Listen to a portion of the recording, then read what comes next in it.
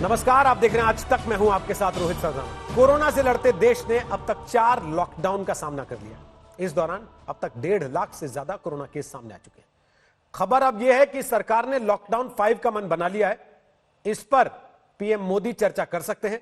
Lockdown 5 2 हफ्तों का हो सकता है, लेकिन यह पूरे देश में लागू नहीं होगा, बल्कि उन शहरों में लागू होगा जहां पर कोरोना के मामले हद से ज्यादा है।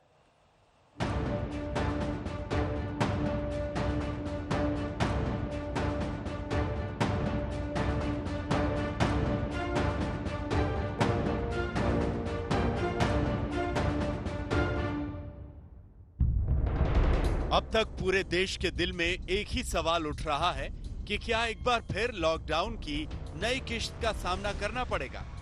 अगर ऐसा हुआ तो पाबंदी का दायरा कितना रहेगा, छूट मिलेगी तो कितनी मिलेगी, और सबसे अहम सवाल कि किन इलाकों में मिलेगी। देश में 1.5 लाख से ज्यादा कोरोना केस सामने आ चुके हैं। बढ़ते हुए मरीजों के बीच में ही सरकार ने तमाम छूट देकर लोगों को कुछ राहत देने की कोशिश की थी, लेकिन लॉकडाउन 4 के खत्म होने के 4 दिन पहले ही एक बार फिर लॉकडाउन 5 की आहट सुनाई देने लगी है। 31 मई को पीएम मोदी मन की बात करेंगे। खबर है कि मन की बात में पीएम मोदी बहुत कुछ साफ कर सकते हैं। वैसे सूत्रों का यही कहना है कि 2 हफ्ते के लिए लॉकडाउन बढ़ाना लगभग तय है। सरकार लोगों को ज्यादा छूट देकर उनकी जिंदगी और अर्थव्यवस्था को पटरी पर लाने की कोशिश करती दिख रही है, लेकिन खबर है कि कोरोना की ज्यादा मार सह रहे इलाकों में राहत नहीं दी जाएगी। सूत्रों के मुताबिक लॉकडाउन 5 में 11 शहरों पर सख्ती जारी रहेगी। ये वो शहर हैं जहां कोरोना का संक्रमण लगातार बढ़ता जा रहा है। जिन शहरों में पाबंदी जारी रह सकती है वो हैं दिल्ली, मुंबई, बेंगलुरु, पुणे, ठाणे, इंदौर, चेन्नई, अहमदाबाद, जयपुर, सूरत और कोलकाता। हमें यह भी बताया गया है कि इस बार सलून तो खुल ही चुके हैं, लेकिन अब जिम भी खुल जाएंगे। रिलीजियस इंस्टीट्यूशन यानी मंदिर, मस्जिद, गुरुद्वारा, चर्च, इन सब में जाया जा सकता है, लेकिन यहाँ पे सोशल डिस्टेंसिंग का नॉर्म रखना पड़ेगा। आहिस्ता आहिस्ता पटरी पर आ रही है जिंदगी, लेकिन लिविंग विद कोरोना यानी कोरोना के साथ जीना सीखना पड़ेगा, और इसी मोटो के साथ आगे बढ़ेगी ये गाइडलाइन। ये वो इलाके हैं जहां कोरोना वायरस से गजब का तांडव मचा हुआ है। मरीजों की संख्या लगातार बढ़ती जा रही है। हर रोज कोरोना का आंकड़ा बढ़ता जा रहा है। अंदाजा इसी से लगाइए कि इन 11 शहरों में भारत के कुल कोरोना संक्रमित केस के 70% मामले मिले हैं, जबकि अहमदाबाद, दिल्ली, पुणे, कोलकाता और मुंबई में ये और खतरनाक है। यहाँ देश के कुल मरीजों के 60% लोग पाए गए हैं। यही वजह है कि सरकार लॉकडाउन 5 के बारे में सोच रही है। लॉकडाउन 5 में सरकार इन इलाकों में सख्ती बरकरार रखेगी, वहीं कंटेनमेंट जोन को छोड़कर बाकी जोन में लोगों को शर्तों के साथ छूट दी जाएगी, लेकिन ये छूट भारी भरकम जिम्मेदारी के साथ मिलने जा रही है। दिल्ली से कमलजीत संधू के साथ आज तक ब्यूरो।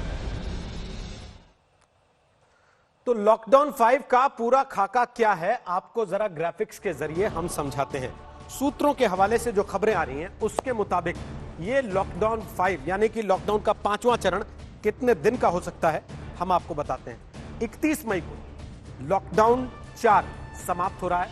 अब लॉकडाउन 5 की जो तैयारी है वो लागू हो सकता है 1 जून से लेकर 14 जून तक, यानी कि आने वाले 2 हफ्ते उसके बाद के जो हैं वो लॉकडाउन 5 के 2 हफ्ते हो सकते हैं।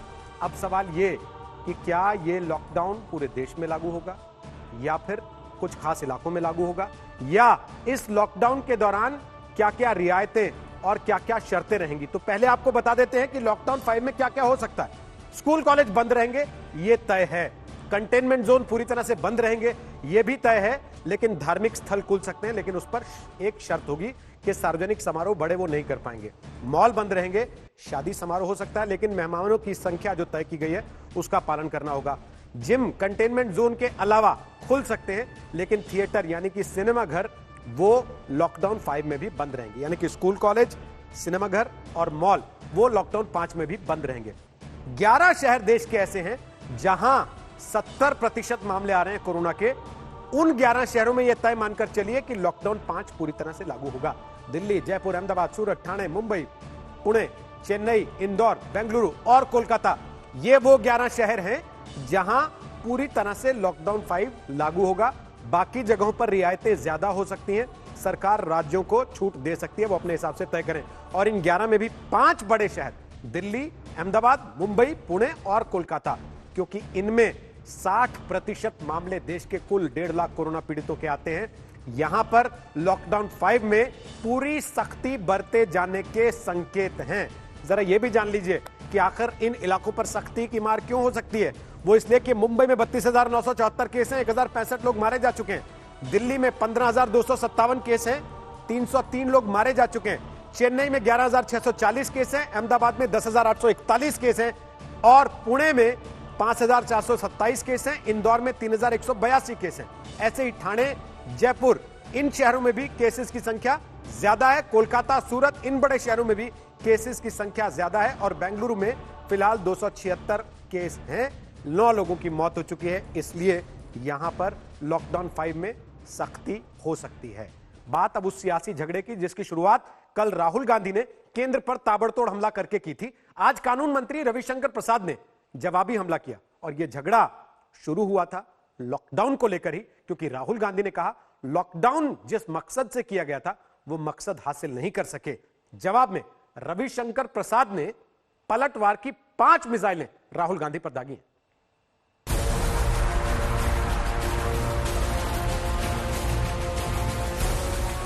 हिंदुस्तान पहला देश है जो बीमारी के बढ़ते वक्त लॉकडाउन बंद कर रहा है।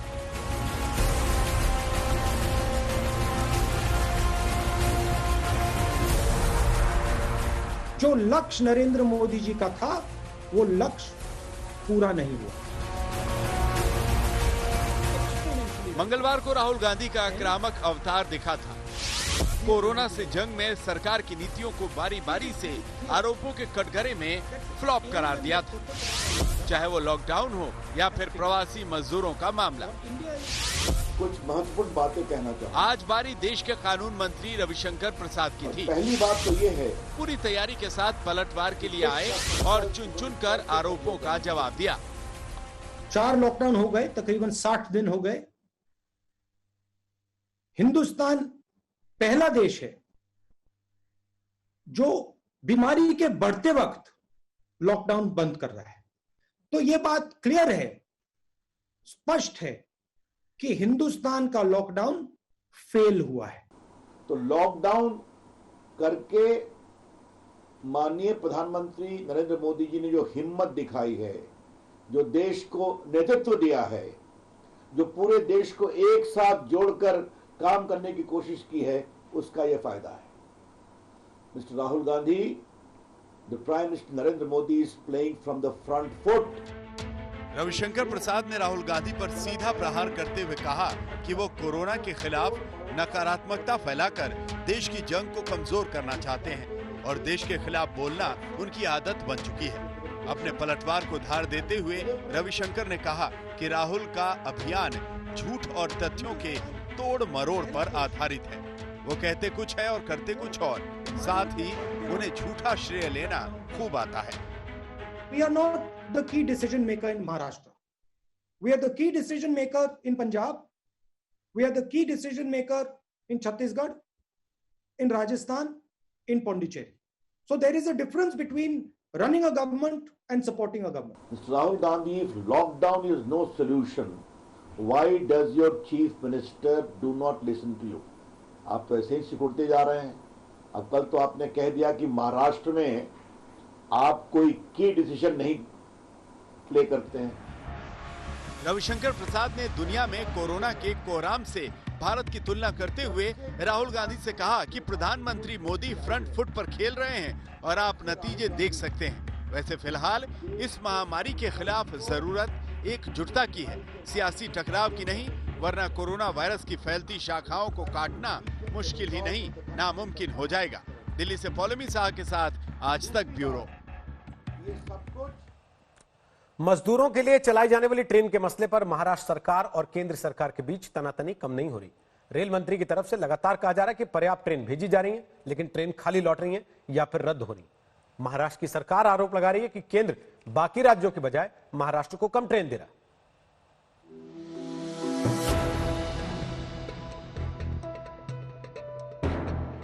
आधी रात से ही मुंबई के लोकमान्य तिलक टर्मिनस पर रेल में बैठने के लिए मजदूरों का रेला लग गया था। मजदूर अगली सुबह ट्रेन में बैठकर घर जाने के लिए स्टेशन पर ही जमा थे, मगर उनके हाथ लगी मायूसी। ट्रेन चली ही नहीं, और ट्रेन चली नहीं तो अपनी घर गृहस्थी सिर पर लादकर परिवार समेत मजदूर वापस लौटने लगे। हम इस वक्त मौजूद हैं लोकमान्य तिलक टर्मिनस पर और आप देख सकते हैं बहुत सारी भीड़ यहाँ पर उमड़ी हुई थी। ये राजस्थान जाने वाले कुछ पैसेंजर्स थे जिनकी ट्रेन सवेरे 4 बजे यहाँ से लोकमान्य तिलक टर्मिनस से खुलनी थी, पर वो ट्रेन अचानक कैंसिल हो गई। ये भी कहा जा रहा है कि वो ट्रेन फुल हो गई, इसी वजह से 400 से 500 पैसेंजर्स जिनको स्टेशन पर आने के लिए कहा गया था, असेंबल होने के लिए कहा गया था, वो लोग यहाँ पर आकर अब घर वापस जा रहे हैं। सर ये बताएंगे आप लोगों ने कहाँ के लिए ट्रेन बुक की थी और क्या हुआ उसके बाद? हमने अजमेर के लिए बुक की थी और अब सब सामान वापस लेके जा रहे हैं। हमारा घर भी खाली हुआ, हमको एंट्री भी नहीं मिलेगा, कॉलोनी में कहीं जाके पढ़ना पड़ेगा, क्या करेगा वो? मजदूर परेशान है और इस परेशानी का जिम्मेदार कौन है?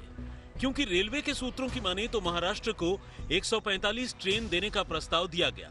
महाराष्ट्र से चलने के लिए 140 ट्रेन तैयार हुई, सिर्फ 62 ट्रेन चली, बाकी रद्द हो गई। रेलवे का मानना है कि ये ट्रेन इसलिए रद्द हुई क्योंकि महाराष्ट्र सरकार यात्रियों की लिस्ट तैयार नहीं कर सकी। रेल मंत्री ने सिलसिलेवार ट्वीट करके महाराष्ट्र सरकार पर निशाना साधा। महाराष्ट्र में 145 ट्रेन खड़ी हैं और उनके लिए यात्री नहीं है। महाराष्ट्र की राज्य सरकार पैसेंजर नहीं ला पा रही है। उनकी व्यवस्था पूरी तरह से चरमरा गई है। दुर्भाग्यपूर्ण स्थिति है और गाड़ियां खाली पड़ी हैं, नहीं तो लाखों और लोगों को उनके घर तक पहुंचा सकते थे। रेल मंत्री ने महाराष्ट्र सरकार पर हमला किया तो महाराष्ट्र सरकार की ओर से भी पलटवार किया गया।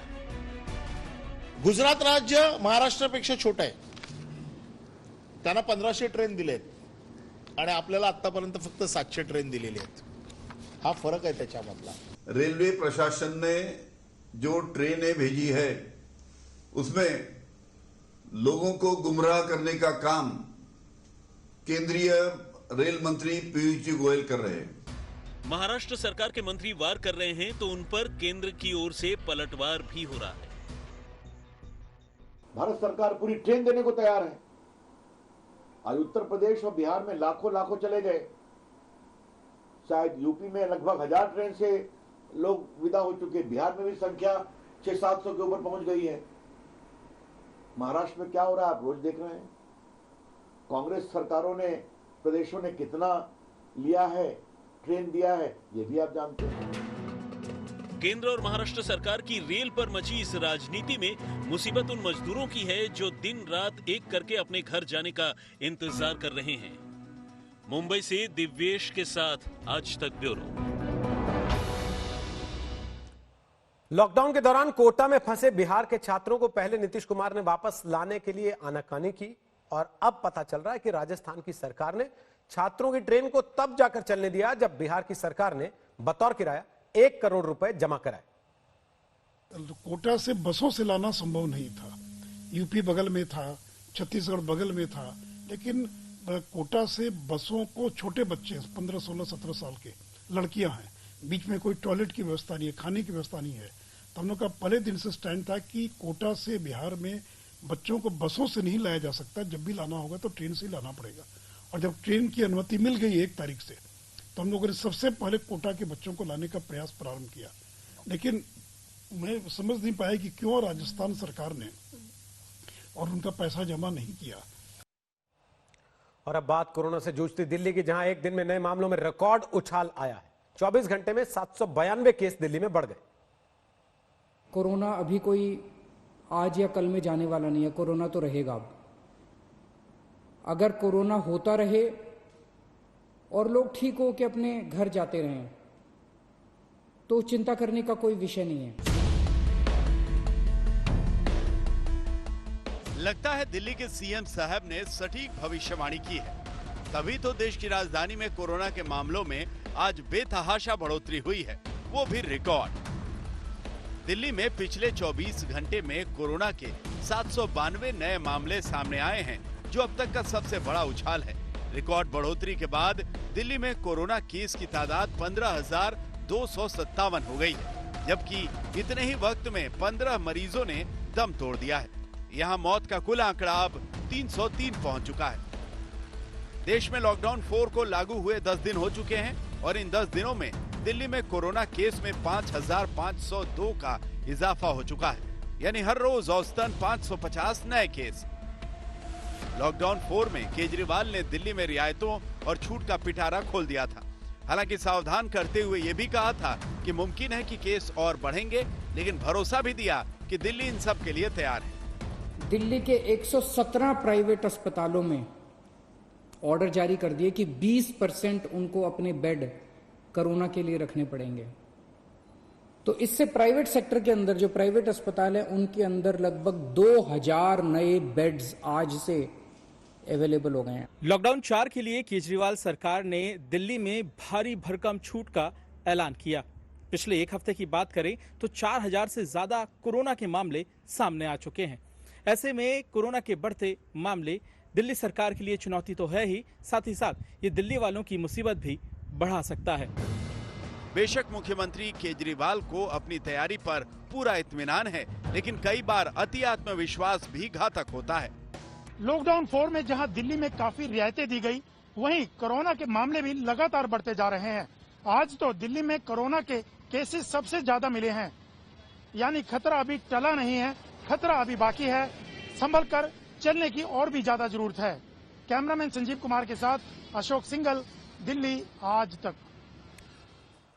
और बिहार में कोरोना संक्रमण के मामले अब बढ़कर 3000 से ज्यादा हो गए हैं। 3000 में से 1800 केस प्रदेश से बाहर से लौट कर आए लोगों में पाए गए।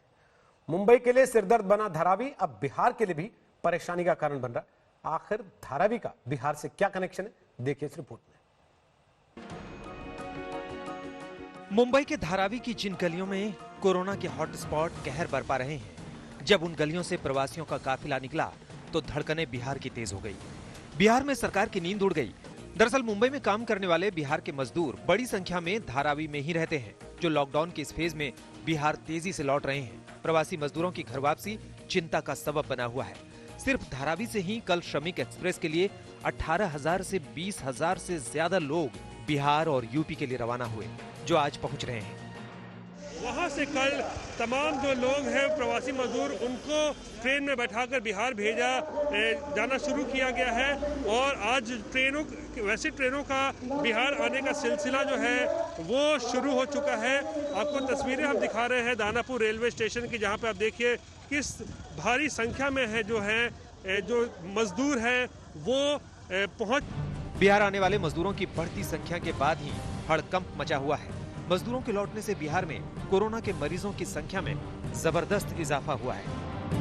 आज तक का डेटा इंटेलिजेंस यूनिट भी इसकी तस्दीक कर रहा है। प्रवासियों के लौटने के साथ बिहार में कोरोना पांव पसारने लगा है। जरा इन आंकड़ों को आप गौर से देखें। मई की शुरुआत में कोरोना के आंकड़े में गिरावट थी, लेकिन जब श्रमिक एक्सप्रेस ने रफ्तार पकड़ी तो बड़ी संख्या में प्रवासी बिहार लौटने लगे और देखते देखते कोरोना का विस्तार भी शुरू हो गया।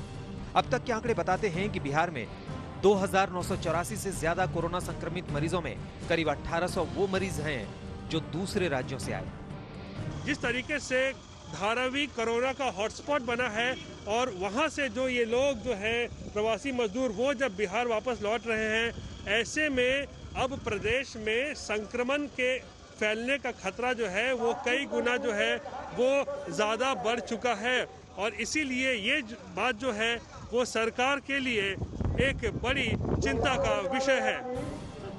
बिहार जैसे राज्य में जहां अस्पताल की हालत बदहाल है, राज्य के स्वास्थ्य मंत्री मंगल पांडे ने दफ्तर से निकलकर अस्पतालों का जायजा करने की भी जहमत नहीं उठाई है। वैसे में अगर कोरोना मरीजों की संख्या प्रवासियों की वजह से फैलती चली गई तो कोरोना के इस विस्फोट को संभालना मुश्किल हो जाएगा। रोहित कुमार सिंह, पटना, आज तक। और अब बिहार से ही एक और दिलचस्प खबर। बिहार के क्वारंटीन कैंप में एक शख्स 8-10 लोगों का खाना हजम कर जा रहा है, 35-40 रोटियां। हैरान रह जाएंगे आप जब ये पता चलेगा कि ये सब खाने के बाद आधा सैकड़ा के भाव से लिट्टी भी खा सकता है। बक्सर के क्वारंटीन सेंटर में इन सज्जन की भूख ने तहलका मचा रखा है। इनके डाइट चार्ट का अध्ययन आगे करेंगे। पहले इनसे परिचय हो जाए।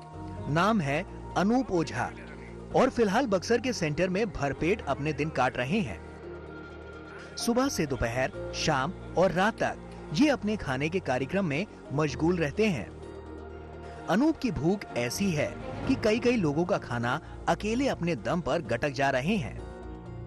लोग भूखे ना रह जाएं, इसके लिए बेचारे रसोइयों को बार बार हांडी चढ़ानी पड़ती है। खैर, जरा देखिए इनके खाने पीने का पूरा लेखा जोखा। सुबह के नाश्ते में 40 रोटी और सब्जी, खाने में कई कई प्लेट चावल दाल सब्जी। एक दिन में 60 लिट्टी पर हाथ साफ किया। कैंप में अकेले 10 लोगों का खाना खा गए। इनके खाने पीने की ख्याति कैंप की दीवारों से बाहर निकलकर फैल चुकी है और ये साहब खुद जानते हैं कि वो खाने पीने में कितने उस्ताद हैं। बक्सर से पुष्पेंद्र कुमार पांडे के साथ आज तक ब्यूरो। कोरोना संकट में घर वापसी कुछ लोगों के लिए सजा बन गई। नियम के मुताबिक एक राज्य से दूसरे राज्य में यात्रा करने के बाद 14 दिन या 7 दिन क्वारंटीन होना जरूरी है। क्वारंटीन सेंटर में बेहतर इंतजाम का दावा राज्यों की सरकारें कर रही हैं, लेकिन जरा इन 3 तस्वीरों को देख लीजिए, आप खुद अंदाजा लगा लेंगे सरकारी इंतजामों के दावे में कितना दम है। किसी को नाव में, किसी को खेत में क्वारंटीन कर दिया गया, वो भी मई की तपती जलती गर्मी में।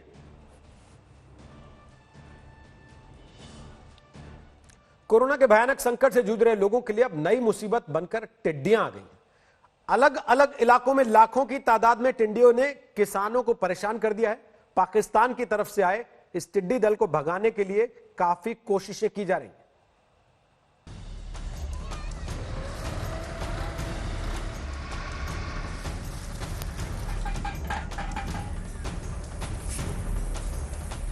एक कीट ने हिंदुस्तान के किसान के माथे पर बल ला दिया है। लाखों की तादाद में पाकिस्तान की ओर से टिड्डियों का दल भारत में घुस आया है और भारत के अलग अलग इलाकों में किसानों की फसलों को चट कर रहा है। इन टिड्डियों को भगाने के अलग अलग जतन किए जा रहे हैं, लेकिन अब तक सब बेअसर सा दिखता है। श्रीगंगानगर में टिड्डी दल ने अटैक किया है। किसान टीन बजाकर इन्हें खेतों से भगाने का जतन कर रहा है।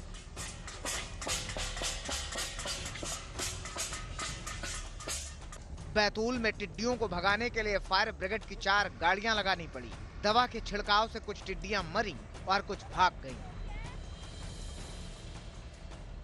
राजगढ़ में कोरोना से ज्यादा लोगों को टिड्डियों का डर है। टिड्डियों को भगाने के लिए यहाँ लोग थाली बजा रहे हैं। सतना में पेड़ों पर लाखों की तादाद में टिड्डियों का जमावड़ा है। यहाँ फायर ब्रिगेड केमिकल का छिड़काव कर टिड्डियों को भगाने में लगी है।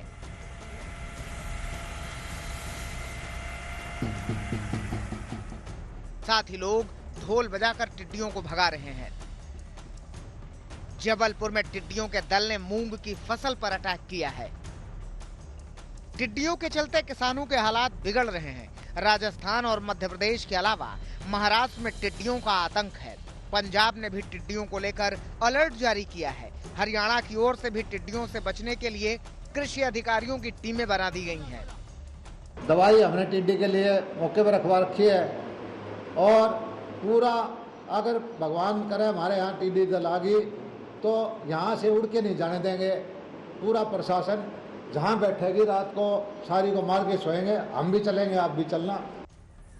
कोरोना के इस भयानक संकट काल में पाकिस्तान की ओर से आए टिड्डी नई परेशानी बन गए हैं। इन पर काबू नहीं पाया गया तो ये बड़ी तादाद में फसलों को बर्बाद कर देंगे। आज तक ब्यूरो।